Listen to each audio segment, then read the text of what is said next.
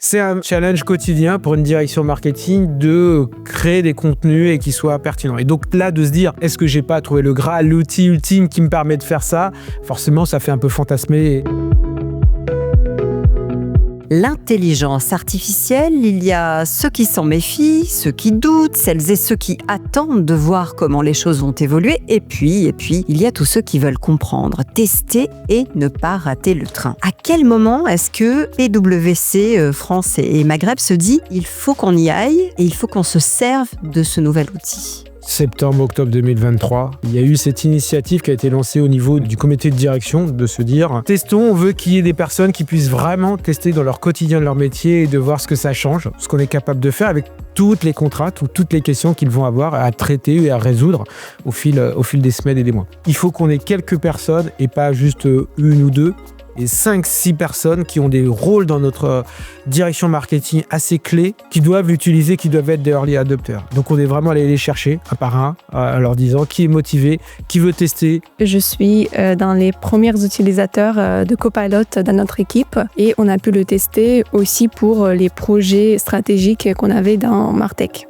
J'ai commencé à l'utiliser dans mon quotidien professionnel et je me suis rendu compte que je pouvais aussi en tirer une valeur côté quotidien personnel. Quand on discutait entre nous, on s'est dit que finalement, il faut qu'on embarque le reste de l'équipe. Et du coup, vous avez lancé comme ça des initiatives, une fois que les early adopters étaient entre guillemets rompus à l'exercice, pour essayer de faire mieux connaître l'outil IA. La première initiative qu'on s'est dit, c'est qu'on va faire un promptathon. 70 personnes, et on s'est dit pendant une journée, on ne va faire parler que d'IA, que de GenAI autour de nos métiers. Alors, c'était quoi les tout premiers pas avec Copilot dans le cadre de votre travail ? Vous vous en souvenez ?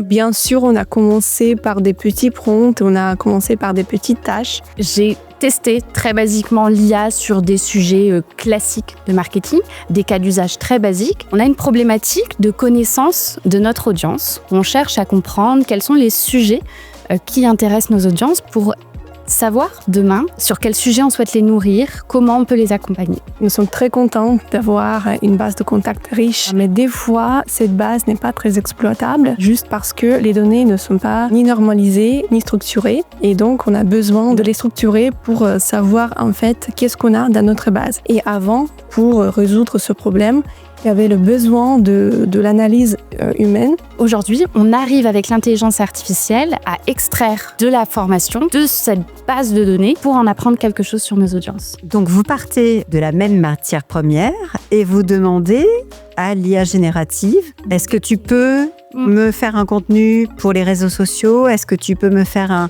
un post marketing, un mail ? Comment vous faites ? On lui pose des questions finalement assez simples. C'est aussi ça qui est intéressant dans la manière dont on l'utilise. Évidemment, au début, on a des prompts un petit peu génériques. Au fur et à mesure, on les précise. Et c'est là où on comprend toute la force qu'on peut en tirer de cette IA générative. Tout ce qui fait la différence et tout ce qui fait la force de la GenAI, c'est d'être capable de rentrer en dialogue de manière à venir creuser une idée, à venir en explorer des nouvelles. Le grand enseignement, c'est de se dire, si je veux que ça marche, il faut que je challenge l'IA. Il faut challenger l'IA. Il faut se challenger soi-même, être prêt à se challenger soi-même en se disant pose-toi les questions que tu te poses plus. Questionner, re-questionner, questionner différemment. Demander à l'IA de se mettre dans une posture différente, dans un ton plus formel, plus informel, etc. Être critique vis-à-vis de l'IA, et c'est hyper stimulant.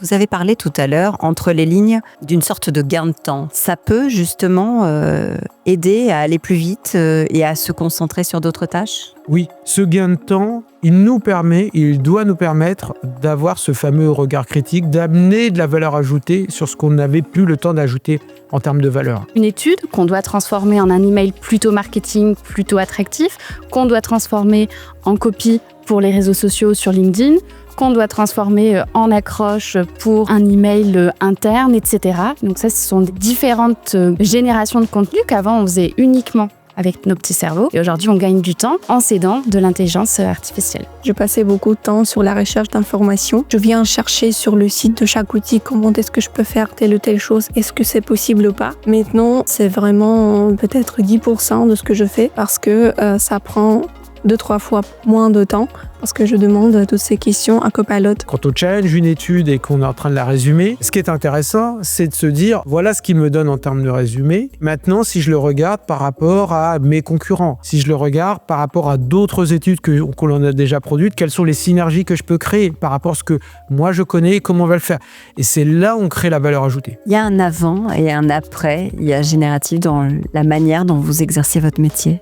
En fait, je pense que mes journées ont changé complètement. Je fais pas beaucoup de pages HTML, mais des fois, ça arrive que je dois créer une page web. Maintenant, j'arrive à le faire juste avec l'aide de Copilot. Je n'ai pas besoin d'adresser ma question à l'équipe web. Ça veut dire que vous êtes aussi en train de vous apercevoir que votre propre métier change sous l'influence des outils d'intelligence artificielle. Moi, aujourd'hui, un responsable marketing dans mon équipe, j'ai beaucoup moins le challenger sur sa capacité, encore une fois, à produire du contenu. Ça va rester un métier très cœur.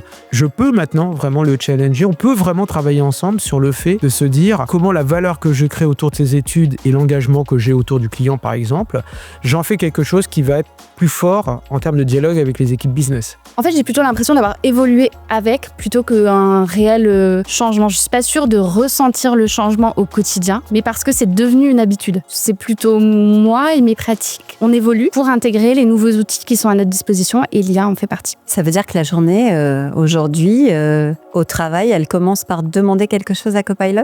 Je commence peut-être pas ma journée, mais il y a des moments dans ma journée où je vais aller questionner l'intelligence artificielle pour savoir la dernière demi-heure, j'ai pas pu assister à telle réunion, qu'est-ce qui s'est passé, quelles sont les prochaines étapes. Moi, ce que je voudrais qu'on fasse, c'est qu'on demande à l'IA générative de vous poser une question et de voir si on a oublié, manqué quelque chose dans cet entretien.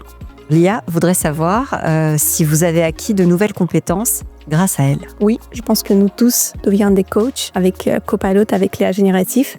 C'est comme un assistant qu'on doit apprendre. Il faut expliquer, il faut savoir formuler un besoin. Il faut penser de manière très stratégique, donner le feedback pour ajuster les réponses de l'IA. Et donc, je pense que moi, je suis devenue beaucoup plus avancée sur ces compétences. Vous reviendriez en arrière, vous pourriez aujourd'hui vous passer de cet outil ? Je pense que maintenant, je ne peux plus vivre sans l'IA générative. Ça fait partie de ma vie.